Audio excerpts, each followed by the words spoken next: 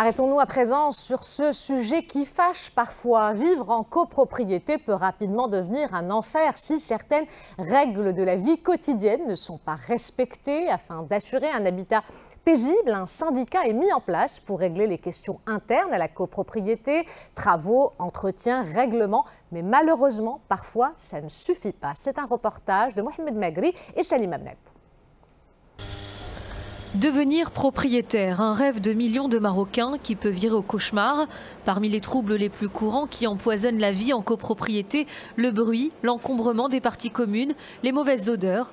Dans la majorité des cas, heureusement, le dialogue est favorisé. Bien sûr, une résolution à l'amiable vaut mieux que faire recourir à la justice. Le syndic qui prend la posture de propriétaire, de gérant, il se met de tes affaires, combien de personnes tu reçois par jour.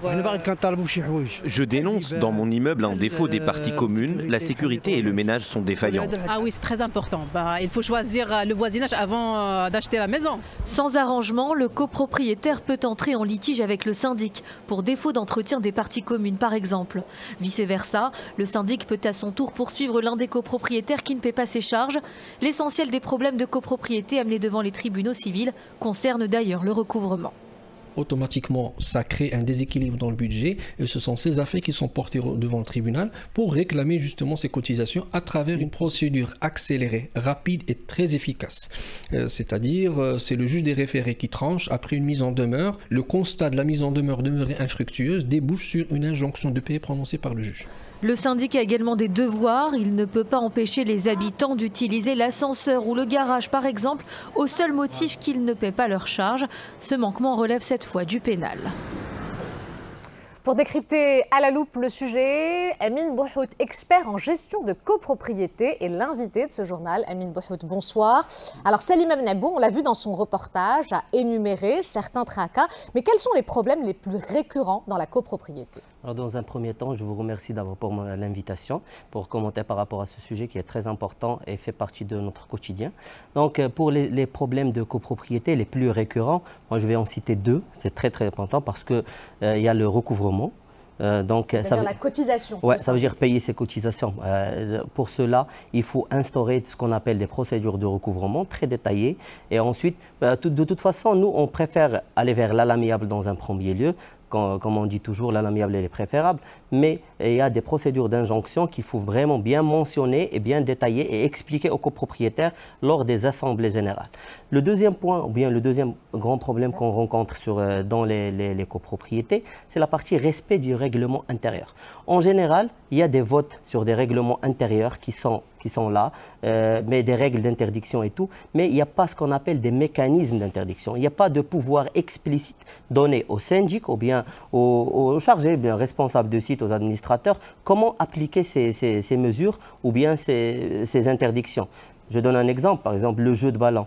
Lorsque j'interdis le jeu de ballon dans une zone, il y a comment appliquer cette règle. Dans un premier temps, confisquer le ballon, le remettre à les parents, et sensibiliser pour arriver enfin à une pénalité ou ce qu'on appelle des conditions d'aggravation de charge. Alors une loi régit la copropriété, est-ce qu'elle est appliquée? Est-ce qu'elle a évolué pour accompagner ces nouveaux tracas et besoins aussi des copropriétaires? Bien sûr, la loi marocaine a évolué pendant le temps. Depuis le Daher de 1946, on a eu en 2002 la loi 1800 qui a succombé ou bien qui a réglé les insuffisances du Daher en apportant quelques nouveautés. En plus, en 2016, on a eu la 106-12 qui a modifié et complété pas mal des aspects et pour enfin avoir le décret de 2017 qui donne un règlement de copropriété modèle pour l'appliquer au sein des copropriétés, au sein des résidences.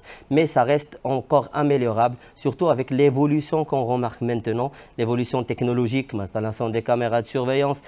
Par exemple, lors de la pandémie, de la crise de la Covid-19, on a eu un problème d'organisation d'assemblée générale. Il faut que la loi suive avec une présence virtuelle, comme on remarque ces derniers temps. Alors, est-ce que le recours à un gestionnaire privé de syndic peut être l'une des solutions? Quels sont les avantages et surtout le coût pour les résidents d'un immeuble, par exemple?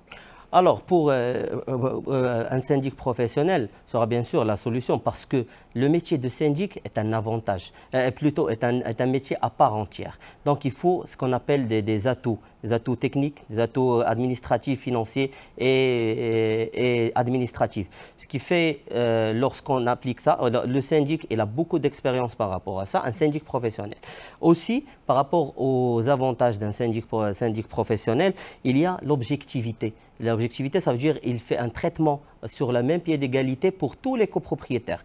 Pas de paiement, passer à l'amiable, ensuite on passe à la procédure d'injonction. Tout le monde est sur le même pied d'égalité. Et après, il y a un pouvoir de négociation pour les résidences. Ça veut dire qu'un syndic peut donner aux prestataires plusieurs marchés. Ce qui fait, ça nous donne ce qu'on appelle un pouvoir de négociation et c'est de la quantité qu'il fournit. Donc un syndic professionnel, il est là pour veiller sur le bien-être des copropriétaires avec un coût qui varie toujours entre 20 et 25% d'augmentation par rapport à la cotisation normale. Et on ne peut pas citer de chiffres exacts parce que les copropriétés, ça diffère. Et tant que le nombre des résidents il est réduit, la cotisation va être importante, bien sûr, parce que les besoins, ils sont là. Et donc, il faut couvrir par un nombre réduit des copropriétaires. Amine Bouhout, merci pour cet éclairage. Merci d'avoir été parmi nous ce soir.